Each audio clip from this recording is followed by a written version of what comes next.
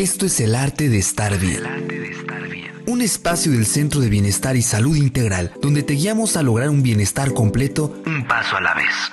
¡Comencemos! Hola, bienvenidos y bienvenidas y bienvenides aquí a nuestro programa del día de hoy, El Arte de Estar Bien. Un espacio en donde nos escuchamos, cuestionamos y nos acercamos a eso que realmente importa, que es nuestro bienestar.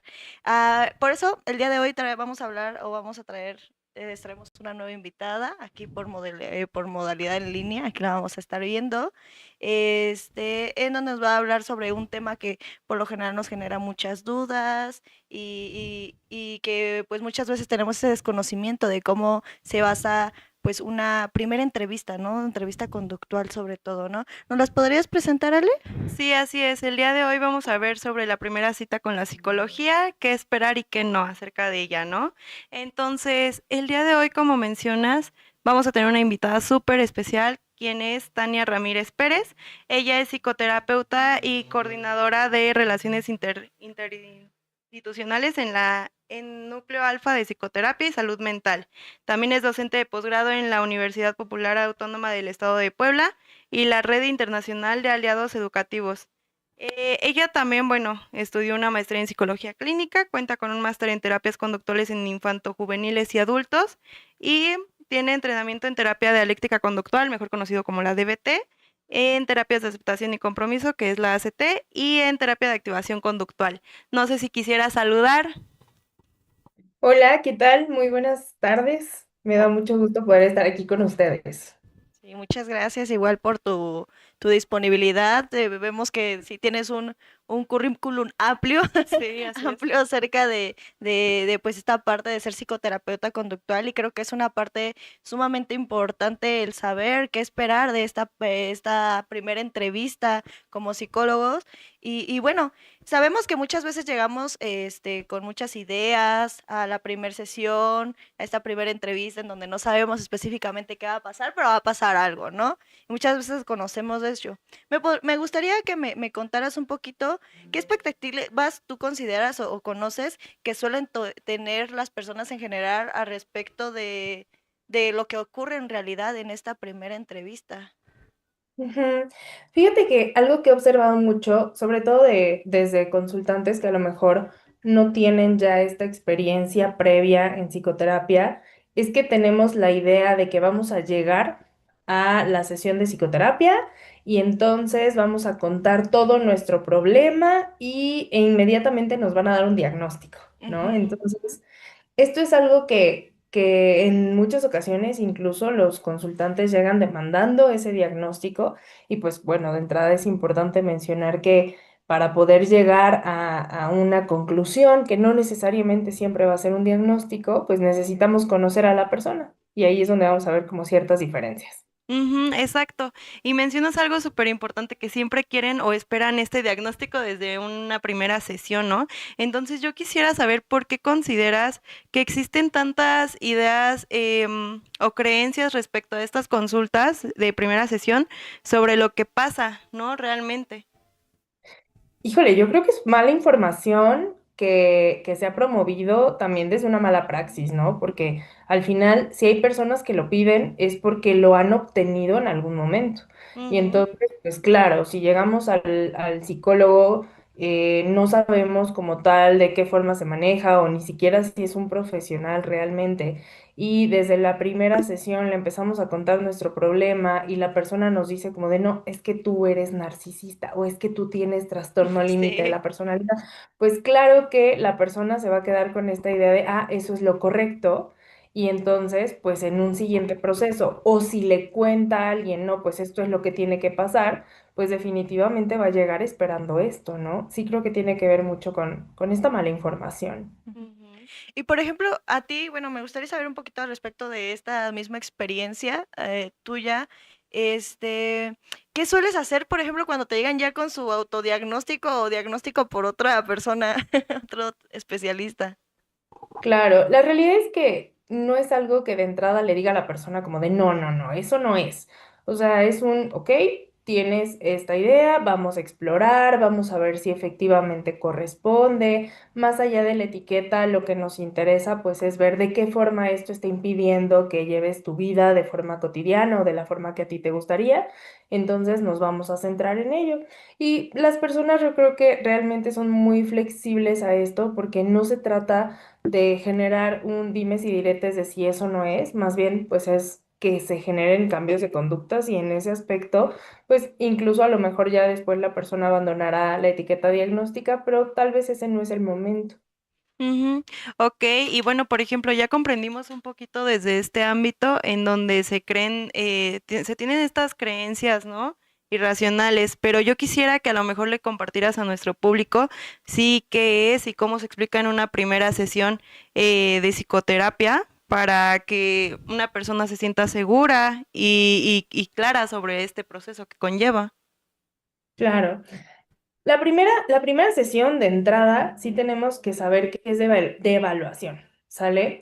Que es muy probable que en esta primera sesión no tengamos todavía como, o que no le demos a los consultantes técnicas. Entonces, si de repente ustedes llegan a ir a terapia y en la primera sesión les hacen muchas preguntas y no les dicen qué hacer, no les dan ninguna tarea, es porque apenas el profesional necesita de esa información para poder ir armando lo que se va a trabajar, ¿no? Entonces, en una primera sesión tendríamos que esperar lo siguiente, como vamos a decir, como puntos principales. En primer lugar, que nos tomen datos generales para nuestro expediente.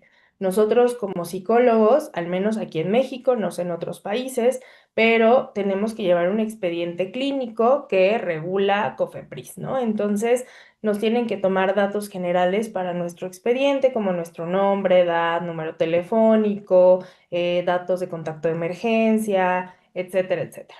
Una vez que hemos abordado eso, se tiende, digamos, a observar primero esta entrevista desde un aspecto em, digamos, contextual, al menos desde la parte conductual. Necesitamos ubicar todo el contexto de la persona y entonces lo que vamos a hacer es, pues, preguntarle a la persona algunos datos acerca de cuestiones, por ejemplo, relacionales, como pueden ser su familia, su pareja, amistades. Posteriormente abordaríamos algunas cuestiones de su trabajo o si la persona todavía no trabaja, a lo mejor sobre su escuela, sobre sus actividades del día a día.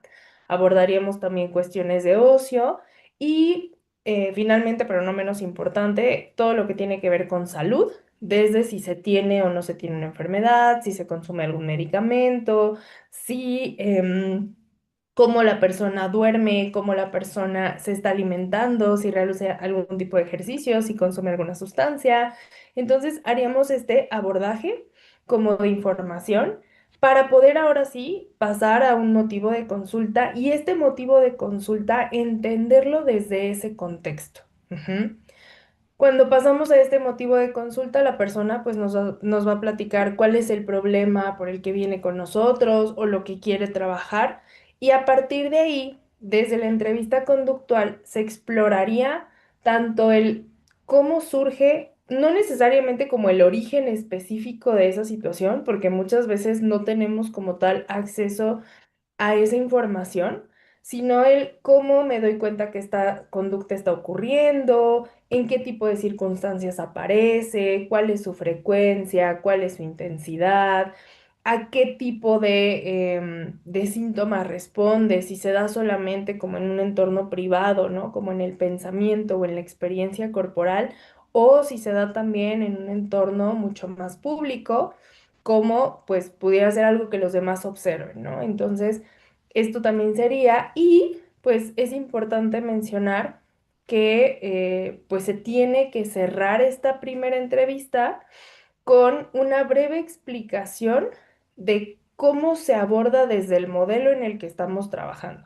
Es decir, también yo sé que ahí no vamos a tener como toda la claridad de todo el caso porque va a haber cositas que van a ir saltando, cosas que también tenemos que procesar entre esa y la siguiente sesión, pero sí comentarle a la persona a grandes rasgos, como desde el modelo en el que yo trabajo esto se hace de esta forma, nosotros observamos esto desde esta perspectiva, para que pues la persona tal vez no se va a ir en ese momento con ciertas soluciones todavía, pero ya se va a ir con esa claridad de saber a qué vive, ¿sale? Y pues finalmente, pero no menos importante, la firma del consentimiento informado, que claro que también pues se tiene que explicar y pues eso básicamente sería como nuestra primera sesión de entrevista, ¿no? En donde pues vamos a componer esa información para que podamos ahora sí generar un plan de tratamiento. Muy bien, y creo que justo todos estos son puntos bien importantes que abarca sobre esta parte de cosas que tal vez tendríamos que tener cierto conocimiento como consultantes por primera vez para que más o menos entendamos cómo es que se va a manejar esta primera sesión, justamente yendo en contra de estas expectativas que de repente tenemos. Pero ahorita mencionaste un punto bien importante, la parte del consentimiento informado. Eh, ¿Tú de qué forma o cómo explicarías de forma sencilla esta parte del consentimiento informado para que logren entenderlo y se sientan seguros al pues estar dentro del mismo proceso? Claro. En mi caso, dado que es un formato un poquito sí extenso por todo lo que nos pide Cofepris, que pues conlleva ese documento y el aviso de privacidad y todo esto, yo lo envío de forma previa. Cuando la persona hace su cita, les comento que pues existe un consentimiento informado, que es parte del proceso de iniciar psicoterapia, que tiene que ver con una protección de datos y claridad del proceso. Se los envío y les pido que me comenten si tienen alguna duda. Al final de la primera sesión de entrevista, que es cuando procedemos a la firma, sí les pido como de nuevo, tuviste alguna duda con el consentimiento, etcétera, y les vuelvo a explicar un poquito, ¿no? Que justo ese documento es para salvaguardar su información, para que ellos sepan, ¿no? Cuáles son los términos en los que su información está siendo resguardada y que también pues tengamos esa claridad de como del respeto tanto para ellos como para el espacio y como para el profesional que les está ofreciendo este servicio por lo delicado de la situación, ¿no? Entonces, pues básicamente esto hace que el darlo previamente, que ellos hayan tenido oportunidad de leerlo, que ya hayan tenido como este acercamiento con el documento, pues genere que sea mucho más fácil llegar al final sin tener que detenernos tanto a explicarlo. Yo creo que esa sin duda ha sido una de las mejores estrategias que he podido implementar, porque si no, sí nos lleva bastante más tiempo el explicarlo paso por paso, punto por punto, y que la persona firme un documento, porque al final creo que nuestra firma es algo que pues tratamos de resguardar mucho, ¿no? Al menos algunos de nosotros. Entonces, creo que es algo que ya que lo vieron bien, ya que lo pudieron leer y que aparte resolvieron alguna duda que hayan tenido, al contrario de dar como desconfianza, da mucha seguridad, pues saber que mi información va a estar protegida de esa forma y que las cosas están clarísimas con el proceso. Ujú. Y justo, ahí dentro del mismo consentimiento hay como un apartado de confidencialidad, ¿no? Que justamente es lo que ayuda. Incluso viene esta misma parte en donde, bueno, también hay excepciones, ¿no? ¿Nos puedes platicar un poco acerca de esas excepciones? Claro, en cuanto a confidencialidad, lo que se aclara es que tenemos normas, tenemos leyes que protegen tanto datos personales, que son como los avisos de privacidad que nos dan, por ejemplo, no sé, en las compañías telefónicas o en las compañías de servicios, en donde nos dicen vamos a resguardar tus datos. Y hay otro tipo que es el de resguardo de datos sensibles. Como tal, nosotros estamos trabajando no solamente con datos personales, sino con datos personales sensibles. Entonces ahí hay todavía muchísimas más normas que están involucradas y muchísimos más como puntitos específicos involucrados en este tipo de resguardo que nos dicen, por ejemplo, como que el expediente pues tiene que guardar bajo llave, ¿no? Por ejemplo, que no ni siquiera tendría que estar, por ejemplo, en una plataforma. ¿No? Eso es algo que últimamente he visto que se venden mucho como estos plantillas, ¿no? Para la iPad y todo esto, y pues la realidad es que, pues, resultan muy convenientes. La desventaja es que si lo guardamos así, pues estamos incumpliendo la norma. En Ujú. cuanto a una cuestión de excepciones, pues estaríamos hablando de cuando la integridad de la persona o la de otras personas está en riesgo ¿no? Esa sería, digamos, como una de las excepciones en donde se le pide a la persona un contacto de emergencia que la misma persona autoriza como para que podamos, pues, justo recurrir. Esto también está en el consentimiento informado, o sea, en el consentimiento informado tiene que venir el nombre, parentesco y número de teléfono del contacto de emergencia con puño y letra de la persona, sabiendo que si en algún punto está en riesgo, se le va a contactar. Por eso es algo que sí la misma persona debe de dar esa información. Y pues también hay otra excepción que tiene que ver con el ámbito legal, en donde pues si un juez solicita el expediente clínico con las respectivas órdenes para poderlo solicitar, pues efectivamente se tiene que dar ese expediente a las instituciones jurídicas pues que nos lo estén solicitando. Ujú. Ok, vale, muchísimas gracias por esa parte del consentimiento informado. Creo que es algo súper esencial para que el consultante no sienta incluso, o bueno, sepa más acerca de este proceso que va a conllevar y que no se va a repartir información así a lo, ahora sí que a lo tonto, ¿no? Sino que tiene un mérito el hecho de que si tu vida o la vida de terceras personas corre riesgos cuando se rompe ese silencio y se informa a las autoridades pertinentes, ¿no? Creo que eso es algo súper esencial para que las personas lo tengan en cuenta. Pero yo quisiera saber también esta parte en donde muchas personas consideran o creen que en una primera sesión también se dan pruebas psicométricas, ¿no? Dentro del consentimiento, dentro de toda la plática que se lleva en la primera sesión, se habla un poquito acerca de estas pruebas psicométricas. Sin embargo, se piensa o se cree que se van a aplicar en el primer instante. ¿Tú qué consideras sobre eso desde tu experiencia? Claro, hay, por ejemplo, vamos a tener diferentes tipos de pruebas, ¿no? Que no necesariamente van a ser psicométricas. Pueden ser algunas de screening. Estas pruebas, pues son a lo mejor test pequeñitos que vienen a lo mejor unos 15 máximo 20 y alguito ítems, que a lo mejor sí podemos darle a la persona en la primera sesión como para poder tener más claros síntomas, cuestiones que han estado ocurriendo sobre todo en las últimas semanas, etcétera. Entonces, es posible que este tipo de, ay, se me fue la palabra, pero sí, este tipo de screenings se den en esa primera sesión porque no nos llevan tanto tiempo de aplicación y porque nos dan información, digamos, como relevante y que suma para poder tener ese consenso. Ahora, pruebas psicométricas, ya un poco más estructuradas, ¿no? De personalidad, pruebas psicométricas, a lo mejor ya incluso neuropsicológicas, etcétera. Pues de entrada, para poder administrar estas pruebas que son muchísimo más extensas, que incluso también pues tienen un costo extra para el terapeuta, ¿no? Porque Sí. cada aplicación tiene un costo dependiendo del editorial, etcétera, tiene que ser algo pensado ya desde la información de la entrevista. Entonces, no puedo aplicar una prueba psicométrica sustanciosa, ¿no? Si todavía no conozco a la persona. La realidad es que si en algún momento llegan a un proceso terapéutico y casi casi de entrada de requisito les hacen un MMPI o les hacen un PAI o algo así, ahí sería como un qué está pasando con este clínico, porque Sí. también la realidad es que el solicitar este tipo de pruebas, este tipo de, pues de contestar este tipo de pruebas, pues no siempre es necesario en la clínica. Ujú. Cuando la persona ya tiene mucha pericia, en muchas ocasiones, pues no es necesario. Y este tipo de pruebas sí se llegan a utilizar más como para cuando viene por medio de una solicitud, cuando hay que, pues, sustentar eso para, pues, para que haya, digamos, información relevante que se pueda contrastar con datos, en este caso, pues estadísticos. Ujú. Entonces, no siempre, la realidad es que no es un requisito indispensable, puede ser alguna prueba como muy pequeñita, como para poder complementar información, puede darse, pero tampoco es obligatoria.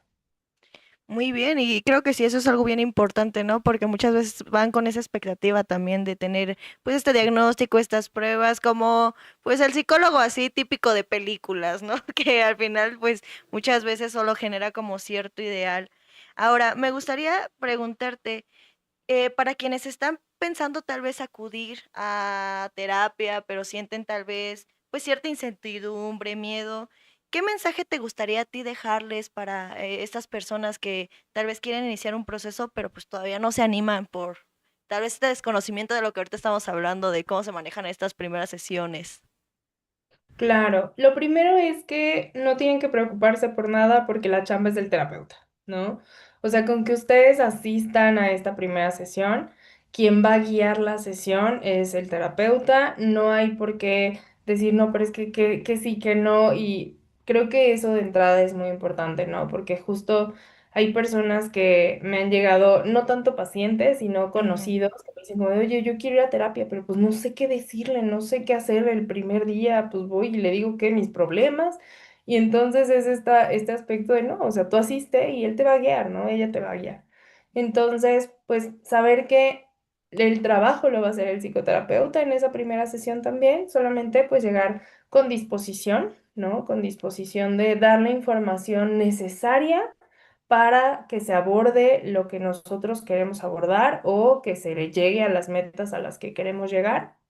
Y pues, por otro lado, también creo que no menos importante, revisar las credenciales, ¿no? Sí creo que es muy importante, por un lado, también tener a lo mejor la cuestión de anécdota de otras personas, como no recurrir a lo mejor de entrada a un terapeuta que no conozco, que no tengo referencias. Si voy a pedir referencias, pues, evidentemente, contrastarlo con buscar la cédula profesional, buscar a lo mejor qué otras formaciones tiene y que no tengan miedo de hacer eso, ¿no? Creo que también se nos ha como hecho este miedo o se nos ha dado este miedo, ¿no? De no preguntarle al profesional porque se va a sentir mal, porque incluso se va a ofender si yo le pregunto y pues no, al revés, ¿no? Es nuestra salud y pues es importante que tomemos en cuenta eso y que pues también es nuestro derecho. Incluso en el consentimiento informado pues también tienen que venir esas cédulas, etcétera. Entonces,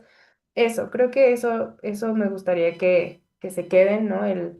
Ya resumiéndolo, no tengan miedo de ir a la primera sesión, el trabajo no es de ustedes y buscar esa claridad tanto con la formación como con la experiencia del profesional, a lo mejor pues a través de otras personas que puedan complementar. ujú. Ok, perfecto. Bueno, pues te agradecemos muchísimo. Lamentablemente, como quisiéramos tener más tiempo, no sé si quisieras agregar una cosa más a este programa porque ya casi llega a su fin. No, pues únicamente gracias por estar haciendo esto. Creo que estos espacios son muy enriquecedores para que pues las personas también vayan obteniendo información valiosa acerca de lo que sí es la psicología en un mundo en el que pues hay tanta mala información, sobre todo en redes sociales. Entonces, pues eso, agradecerles este espacio y que estén haciendo este trabajo. Y sí, creo que es sumamente importante. Muchas gracias también por permitirnos o darnos un poco de tu tiempo y explicarnos un poco al respecto de esta primera parte de la evaluación o la primera sesión, porque pues bueno, también pues sabemos que después también van otras cosas más, ¿no? Que también es importante que conozcamos, pero si tu terapeuta tiene como esta base que estás comentando ahorita en todo en este proceso, incluso desde el hecho de buscarlo, de llevar esta primera entrevista y todo eso, creo que pues puede ayudar mucho para saber si estás incluso en buenas manos, ¿no? Entonces, pues, Tania, te agradezco muchísimo el hecho de que hayas estado aquí con nosotros, que nos hayas acompañado. Espero y pues tal vez en otro programa te podamos tener o algo por el estilo y pues te agradezco mucho por el que estar aquí. Y pues bueno, si quieren contactarla, ya saben, aquí están nuestras redes sociales y también, bueno, no sé si nos podrías dar tus redes sociales rapidísimo, por favor. Sí, claro, déjenme, nada más las verifico porque siempre se me olvida cuáles son. Mi número de WhatsApp, al Sí. que siempre también me pueden contactar, es 22 27 90 95 21.